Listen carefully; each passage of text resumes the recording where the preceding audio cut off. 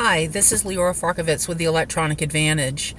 I'm here to teach you some basic computer literacy skills in terms of forensic research and how to document whether or not there's been any corruption in your case.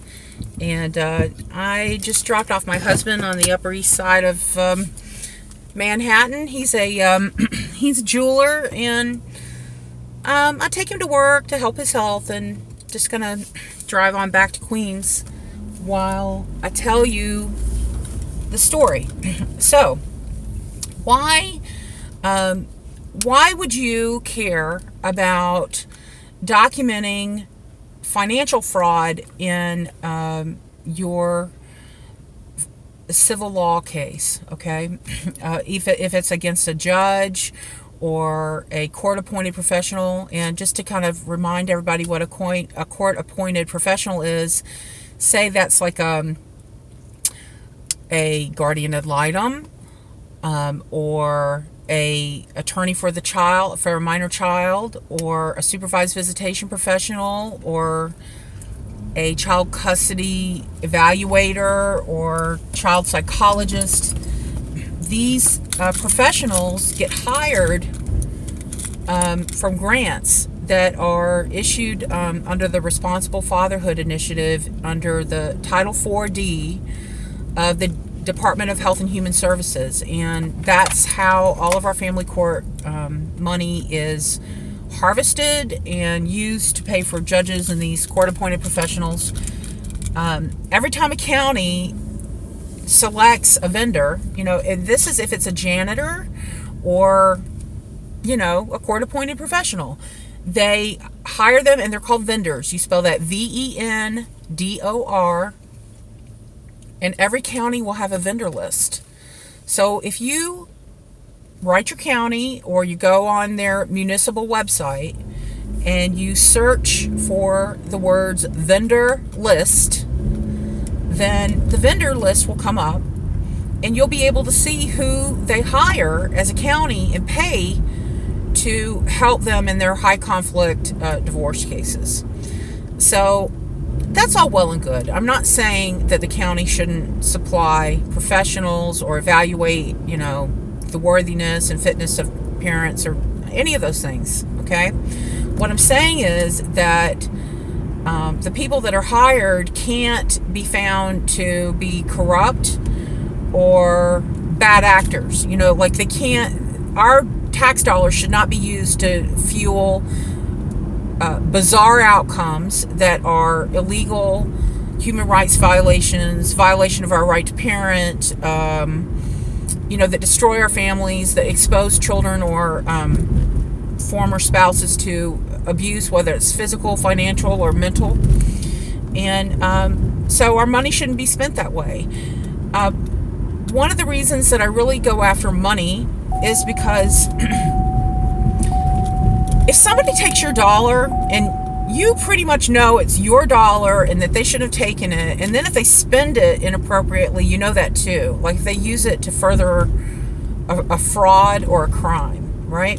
So one of the reasons that we go after money is because it's just not ambiguous. Everybody knows what's right and wrong about how money is supposed to be handled, and it's the shortest point between two distances. It's the shortest length between two distances is money, because if somebody's stealing and lying, they'll do anything. They'll do anything to you and your family. So we're just going to go after the fastest way, to show that our money is being spent to systemically violate our rights. And the fact it's tax dollars, and there's a legislation, and there's a policy, and there's a disbursement, and there's no way, there's no oversight, right? According to the General Accounting Office in 2012, this $5 billion a year was not traceable. They didn't know how it was being spent. They couldn't trace how the money was, what kind of outcomes it was producing. And I would say that it's producing bizarre, illegal, unconstitutional, human rights violation outcomes, bizarre outcomes. And that it's also being stolen. The money is being stolen to further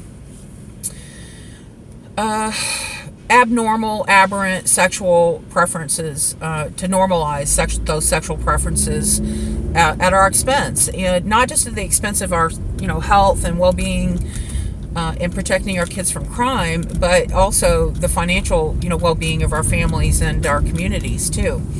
So that's why we do that. So going back to the vendor list, you request a vendor list. Say Joe Schmo is your guardian of item, right? And let's say that Joe Schmo keeps giving abusers, men or women that are physically abusive to their children, they give them custody. It's a misnomer that people think that a guardian, quote unquote, is supposed to protect your children.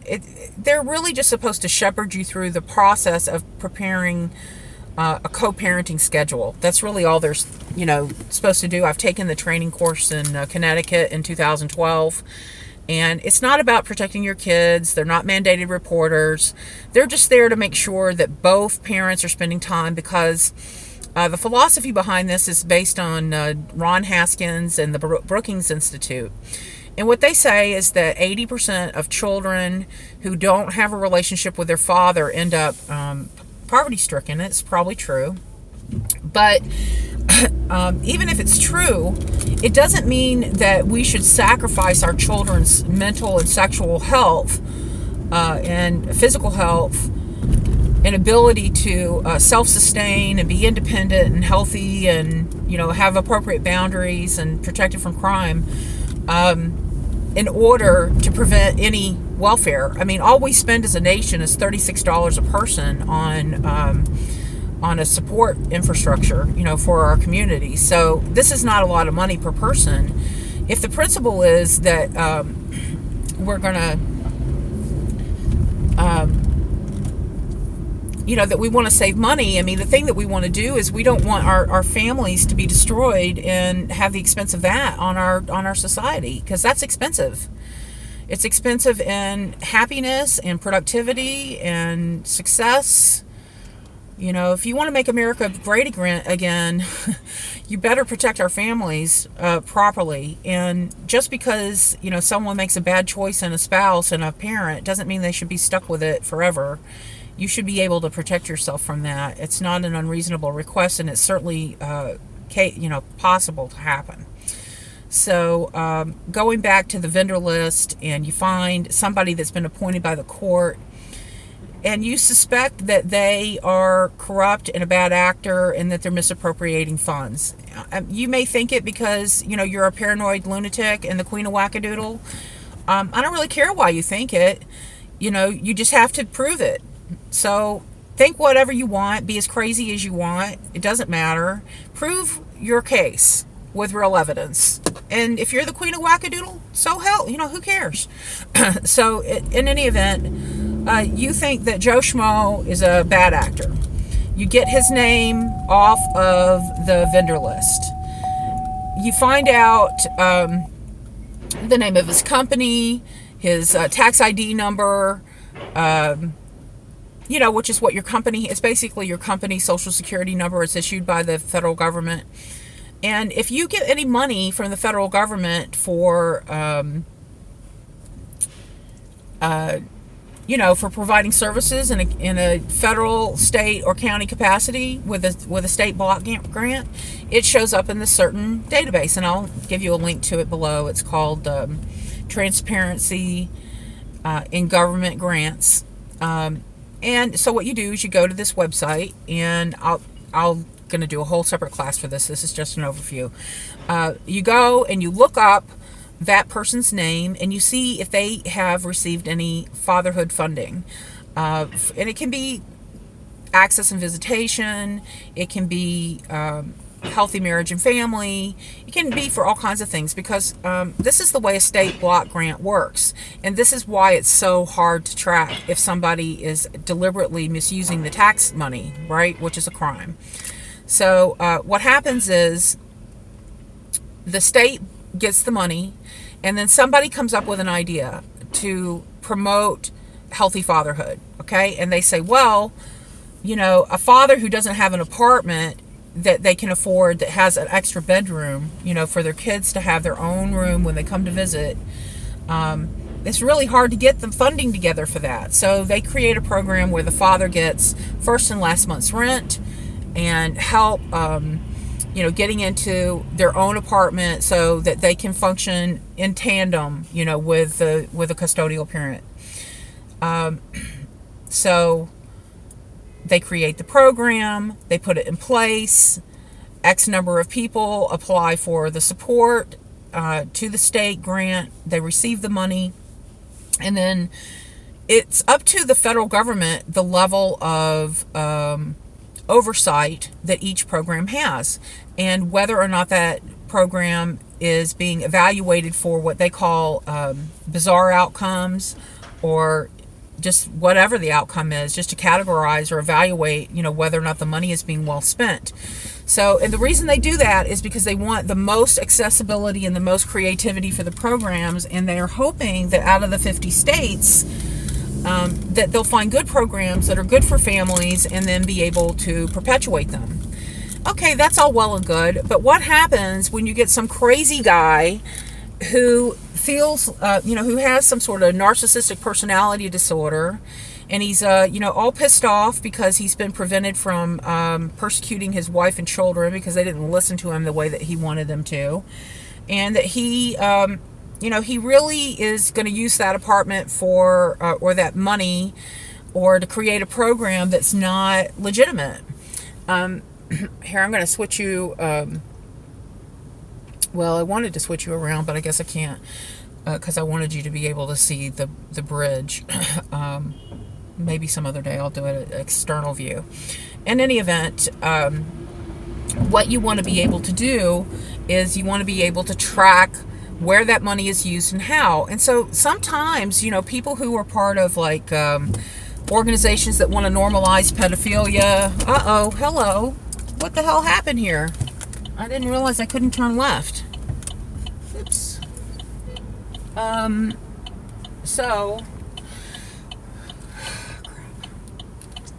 So what we do here is beep beep beep.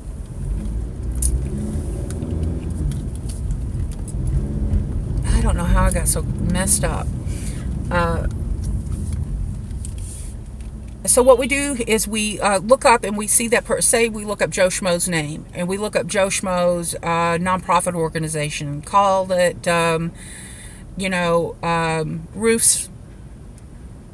Roofs for Dad, right? And we look up Roofs for Dad, and we see who is,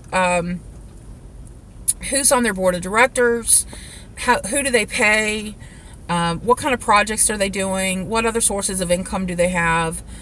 Do they have people on their board of directors or providing services that seek to normalize adult-child sexual relationships? Do they seek to squash reports of domestic violence or other kinds of coercive or suppressive behavior? So how is that money being used? One of the things that you get for nonprofit organizations is you just get a copy of their tax return, right? And did you know that a nonprofit organization has a tax return called a 990? So when you get the 990, it tells where they get their money from and where they spend it and who they spend it on and with. And that helps you identify whether or not that money is being appropriately spent. If you aren't sure if any of these people actually got money from the county in relationship to your own case, then you go back to the county and you say, hey, I see that Joe Schmo of Roofs for Dad is one of your vendors. Can you please, this is under a Freedom of Information Act request. That's only federal, but you can just ask. I just want to know, how much money has our county given Roofs for Dad? And they'll go back and they'll say, well, we gave him, $25,000 for 10 different cases, and here they are. So then you can tie directly, this money that was dispersed for the federal government, ostensibly for the purpose of, helping fathers be better dads, and then determine how it was actually spent, if it was spent properly.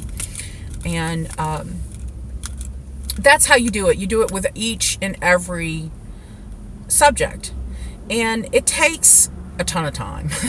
It just takes so much time, and you have to know how to convert website pages and things like that into PDF files, and how to convert the PDF files into JPEGs, and how to post or attach documents, and then connect the dots appropriately. It's a very tedious process, and if you are doing the research on your own case, it can be traumatic, because say you find out that Joe Schmo also owns an interest in a supervised visitation program where the kids are being supervised at $150 an hour, for a mom, to not really even be able to see her child, and especially when the child is reporting being abused, right? So that can be traumatic, to understand that your tax dollars, your government, your family, your community is betraying, everything that you believe to be sacred, in the protection of your family, in the education and development and growth of your family. So when you find these betrayals, it's painful. It's very painful. It's distracting. It's very hard to focus.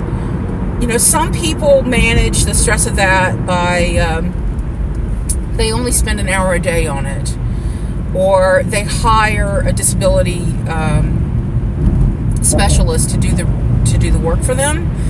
That's kind of expensive, it's $50 or $100 an hour, for somebody to do that.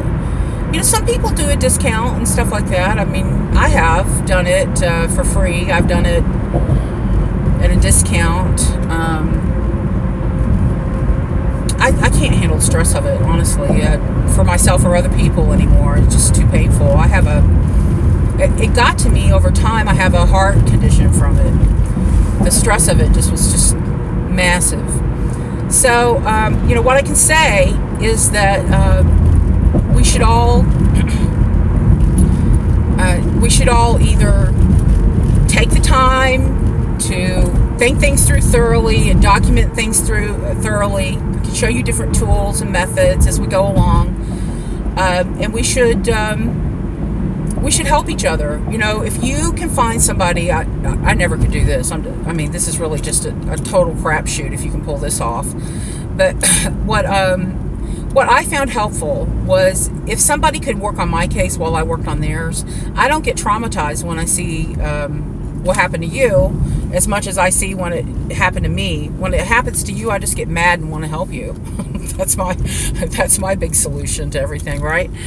And so it's very hard, though. Most people, when you ask them for help in return, they say no. They say they don't have time. So, sorry, people. Shut up. See what a nice Southern girl I still am? You have to just learn to, scream back at all the other New Yorkers. They're all really aggressive drivers. But, where it's worse is Atlanta.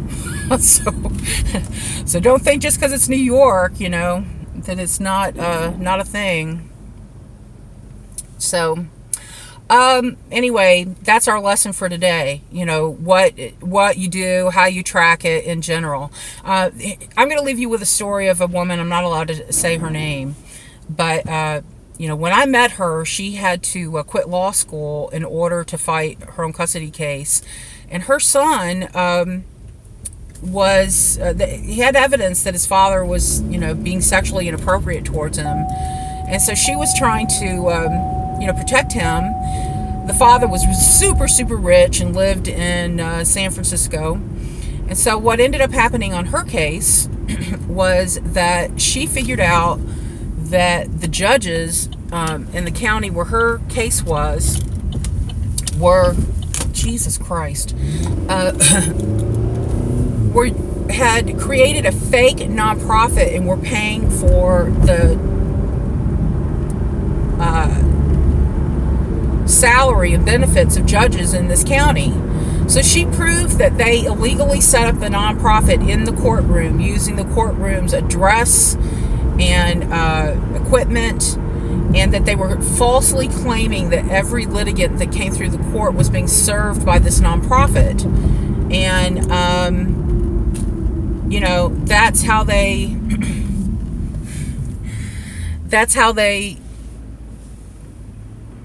were paying, how they were paying for this. And then she showed up at their appropriations committee in Washington, D.C. She didn't have to go to California. She went to Washington, D.C.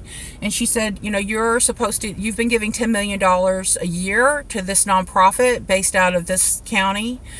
And this isn't a real nonprofit. They're not really providing services. This is fraudulent how they set it up, and you shouldn't be giving them money. And so they were scheduled, to give more money that day. And then when she showed that there was fraud, they shut down the whole program.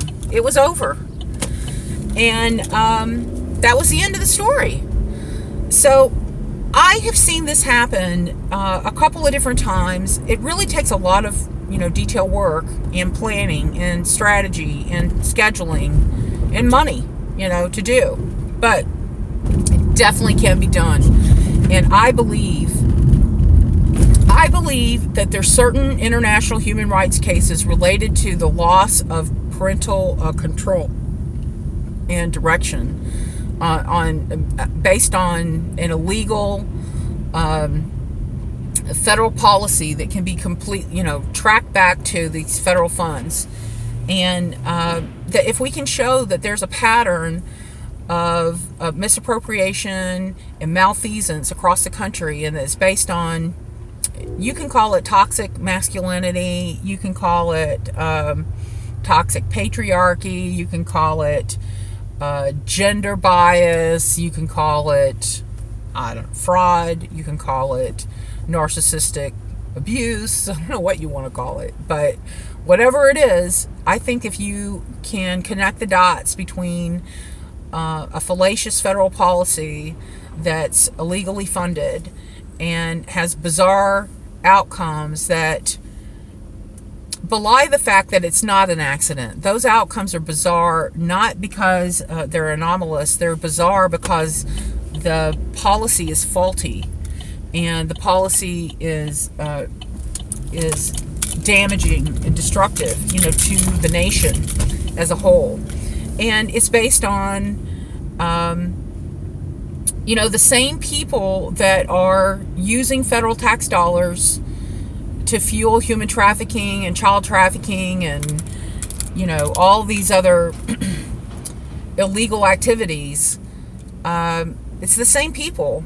It's the exact same people involved, same legislators, same legal professionals and communities, and we're going to break that down for you. And thanks for your help.